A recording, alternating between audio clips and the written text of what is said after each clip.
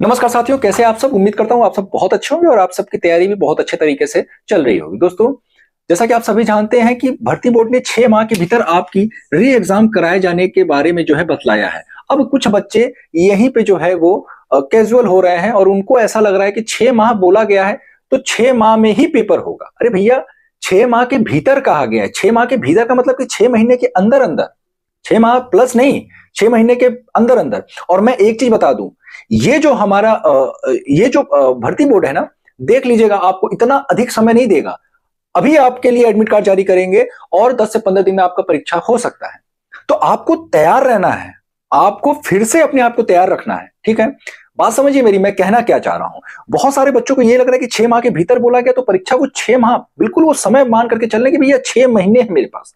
और यहीं पे वो मिस्टेक कर रहे हैं। आपकी परीक्षा 2 महीने में भी हो सकती है, 1 महीने में भी हो सकती है, 3 महीने में भी हो सकती है, 4 महीने में भी हो सकती है। 6 माह के भीतर का मतलब तो यही हुआ। तो आपको अपनी तैयारी तो बना करके रखनी है। अब बहुत सारे बच्चे हैं जो अच्छी तैयारी में थे, जिनका पेपर भी अच्छे से हुआ था, अब वो ओवर कॉन्फिडेंस में भी हो गए। अब यहीं पे उनसे गलती होती है। जब आप किसी चीज को लेके बहुत ज्यादा अति आत्मविश्वास से जब भर जाते हैं तो वहां पे आपसे मिस्टेक्स होने के चांसेस बढ़ जाते हैं। और यही आपको अपने पर कंट्रोल करना है। आपने अगर अच्छा स्कोर किया, आपका पेपर अच्छा हुआ, तो बहुत अच्छी बात है और आपके लिए ढेर सारी शुभकामनाएं। आप आने वाले भी पेपर में अच्छा करें, लेकिन आपको कैजुअलिटी नहीं दिखानी, आपको कैजुअल नहीं होना है। ठीक है ना, आपको अति आत्मविश्वास से नहीं जो है पेपर में बैठना है। आप फिर से मेहनत करिए और अधिक मेहनत करिए, कोशिश करिए। अगर आपने 220 क्वेश्चन, सॉरी 220 नंबर अगर आपने लाया है तो कोशिश करिए कि मैं 240 कैसे ला सकता हूं। अगर आपने 180 नंबर लाया है तो कोशिश करिए कि मैं 200 प्लस कैसे ला सकता हूं। इस तरीके का अपना एटीट्यूड बना के चलिए। दोस्तों, इतना आसान नहीं है। मेरी बात मानिए, आज के समय में एक कांस्टेबल की जॉब भी लेना इतना आसान नहीं है। बीते 2-3 सालों से मैं देख रहा हूं जिस तरीके से अभी जो माहौल है, इस माहौल के हिसाब से मैं बता रहा हूं, इस भर्ती में हर हाल में आपको सिलेक्शन लेना है। अगर आप सिलेक्शन ले लेते हैं तो ये आपके लिए, आपके करियर के लिए बहुत इंपॉर्टेंट है दोस्तों, क्योंकि ये गोल्डन चांस है, समझ लीजिए। इसको हर हाल में आपको भुनाना है। एक तो आपको दोबारा मौका मिल गया। बहुत सारे बच्चों का कहना था कि सर 1 महीने मिले हैं, सर मैं तैयारी नहीं कर सका हूं, सर मैं पहली बार परीक्षा में बैठने जा रहा था और एक ही महीने मिले, मैं तैयारी ढंग से नहीं कर सका, जिस कारण मेरा स्कोर अच्छा नहीं हुआ। तो अब तो ये आपकी शिकायत नहीं रहेगी, ये गीला शिकवा नहीं होगा भैया। अब तो आपके पास पर्याप्त समय है। मैं कह रहा हूं, आपको कुछ नहीं करना है।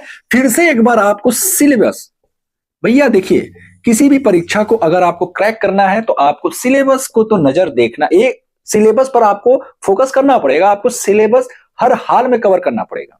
सिलेबस के हर एक पॉइंट को देख जाइए और आप अपना पेपर उठाइए। आपने जो पेपर दिया और सिलेबस को रखिए। अब पेपर आप जब सामने रखेंगे और सिलेबस जब सामने रखेंगे तो आप पाएंगे कि कौन कौन से क्वेश्चंस जो है सिलेबस के किस किस पॉइंट से आ रहे हैं। तो आपको सिलेबस के उन पॉइंट्स को बहुत अच्छे से पढ़ना है।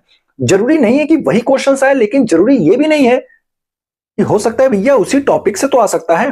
जैसे सपोज दैट अभी आपसे ऐसे पूछ सकता है कि मान लीजिए आपके सिलेबस में जो है नोटबंदी है, तो इसमें एक क्वेश्चन ये पूछा गया था कि नोटबंदी के समय देश के प्रधानमंत्री कौन थे। ठीक है, तो ऐसा भी हो सकता है कि अगली बार आपसे डेट पूछते हैं, ये भी तो हो सकता है। और ये अच्छा, एक चीज और पूछा था कि नोटबंदी में जो है किस किस नोट्स को जो है किस किस नोट को मतलब बैन किया गया था। तो ये भी पूछ सकता है कि टोटल कितनी बार नोटबंदी हुआ है देश में। तो क्वेश्चंस तो चेंज कर सकता है। एक ही टॉपिक पे तो बहुत सारे क्वेश्चंस बनते हैं। तो आपको उन टॉपिक्स को देख जाइए और बहुत आसान तरीका है। आप पेपर सामने रखिए, सिलेबस सामने रखिए और पेपर का जो आपका जो पॉइंट्स है पेपर के, आप सिलेबस में ढूंढिए और सिलेबस के उन टॉपिक्स को जो है आप मार्क कर लीजिए या बोल्ड मार्कर से आप उसको जो है रंग दीजिए। फिर उसके बाद उसको पढ़ डालिए। देखिए, मानसिक अभिरुचि का मैं बता रहा हूं, मानसिक अभिरुचि के लिए आपका जो कॉमन सेंस है ये स्ट्रांग होना बहुत जरूरी है। आपके अंदर सामाजिकता आना बहुत जरूरी है। थोड़ी बहुत आपको नैतिकता की भी समझ होनी चाहिए। ठीक है, मानसिक अभिरुचि में ये सारी चीजें काम करता है। आप कितने मैच्योर हैं, आपकी सोच कहां तक है और आप कितने दूरदर्शी हैं और आप जो है कितने नैतिकवान जो है बच्चे हैं, ये डिपेंड करता है। तो मानसिक अभिरुचि के चक्कर में मैं बता रहा हूं, बहुत सारे बच्चों ने जो है अपने आते हुए प्रश्न जो है छोड़ के आए हैं। तो मैं तो आपको यही कहूंगा भैया, मानसिक अभिरुचि के 10 से 12 क्वेश्चन जितने भी आते हैं वो आपको बिल्कुल पेपर के लास्ट में करना है, बिल्कुल अंत में करना है। आप उसको बचा के रखिए। अगर आपके पास समय बचता है तो आप उनको टच करिए, नहीं समय बच रहा है तो कोई बात नहीं, आप पहले जो क्वेश्चन आ रहे हैं उनको करिए। मानसिक अभिरुचि को आप एक चीज और थोड़ा सा गौर करिएगा, थोड़ा ध्यान दीजिएगा उसके प्रश्नों को हल करते हुए। जो क्वेश्चंस है ना, उनको आपको बहुत तेजी तेजी से पढ़ना है। बहुत सारे बच्चे होते हैं ना, क्वेश्चंस को बड़े आराम आराम से पढ़ते हैं, बिल्कुल एकदम आहिस्ता आहिस्ता नहीं, क्वेश्चंस को तेजी से पढ़िए और उनको समझने का भी प्रयास करिए। उसी स्पीड में ही आपको समझना भी है। क्वेश्चंस आप जितनी तेजी से पढ़ेंगे और जितना जल्दी समझेंगे, उतना ही कम समय आपको लगेगा। लेकिन हाँ, एक चीज हमेशा याद रखिएगा, मानसिक अभिरुचि के प्रश्नों को आपको अंत में सॉल्व करना है। अच्छा, एक चीज और मैं बता दूं, टोटल वैकेंसी तो 60,244 है ना, लेकिन आप जानते होंगे कि परीक्षा के लिए जो है 48 लाख कुछ ही बच्चे जो है वो अवेलेबल थे, कुछ के फॉर्म रिजेक्ट हुए थे। और इस परीक्षा में एक खास और मैं बात बताना चाहूंगा आपको, री एग्जाम में वो बच्चे भी शामिल होंगे जिनका किसी कारणवश परीक्षा छूट गया था, वो भी बच्चे दोबारा पेपर दे सकते हैं। ठीक है, ये भी एक अहम जानकारी है आपके लिए। अच्छा, 60,244 ये वही बच्चे होंगे जो अभी तैयारी कर रहे होंगे। बात समझिए, ये वो बच्चे नहीं है जो 6 महीने का इंतजार कर रहे हैं। भैया, समय बीतते समय नहीं लगता है, मैं बता रहा हूं।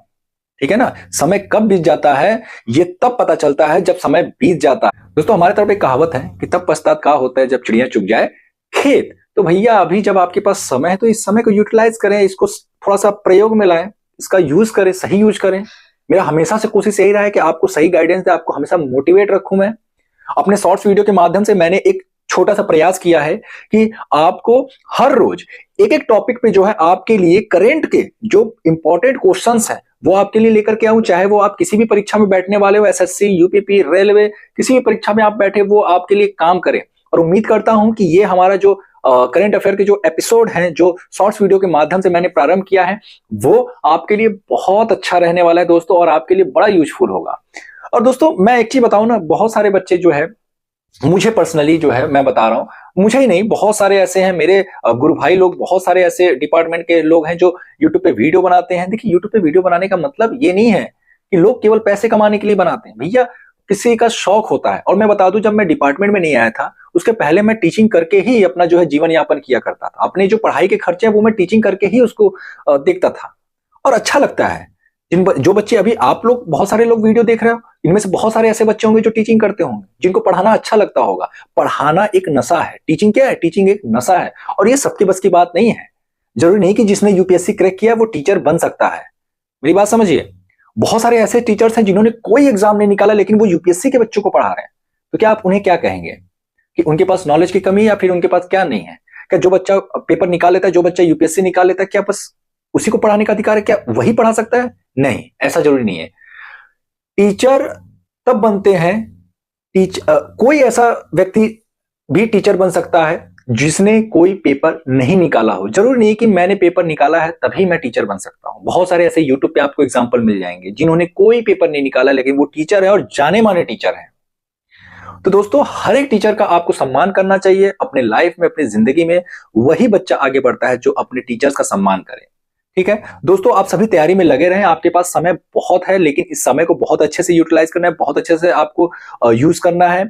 और किसी भी प्रकार का कोई भी अगर आपको दिक्कत आता है, आप मुझे कमेंट कर सकते हैं, मेरे वीडियोस में कमेंट कर सकते हैं, मुझे इंस्टाग्राम पर भी फॉलो कर सकते हैं। प्रभु यादव ऑफिशियल नाम से मेरी इंस्टाग्राम आईडी है, वहां पे मुझे फॉलो करके आप जो है मुझे वहां पे डीएम कर सकते हैं। वहां पे आपके मैसेजेस का मैं जो है जवाब दे दूंगा। जब भी मैं, बहुत सारे ऐसे बच्चे हैं जो मुझे पर्सनली मैसेज करते हैं, उनके कुछ प्राइवेट भी कुछ ऐसी बातें होती हैं जो वो सार्वजनिक रूप से नहीं बता सकते, तो वहां पे बता देते हैं। तो मुझसे जितना हो सकता है मैं बच्चों की हेल्प करता रहता हूं। मुझे अच्छा लग रहा है, मुझे ये बहुत अच्छा लग रहा है, मैं ये करता रहूंगा। मैं आप लोग के साथ प्रॉमिस कर रहा हूं कि आप लोग का साथ मैं कभी नहीं छोड़ने वाला, और जितना सहयोग होगा उतना मैं करूंगा। दोस्तों, उम्मीद करता हूं कि आप सब फिर से एक बार मोटिवेट हो चुके होंगे। दोस्तों, इस समय को यूज करें, मैं यही कहूंगा, और फिर से एक बार तैयारी में लग जाएं दोस्तों, क्योंकि ये मौका बार बार नहीं मिलेगा। दोस्तों, फिर मिलते हैं किसी अन्य वीडियो के साथ, तब तक के लिए जय हिंद, जय भारत।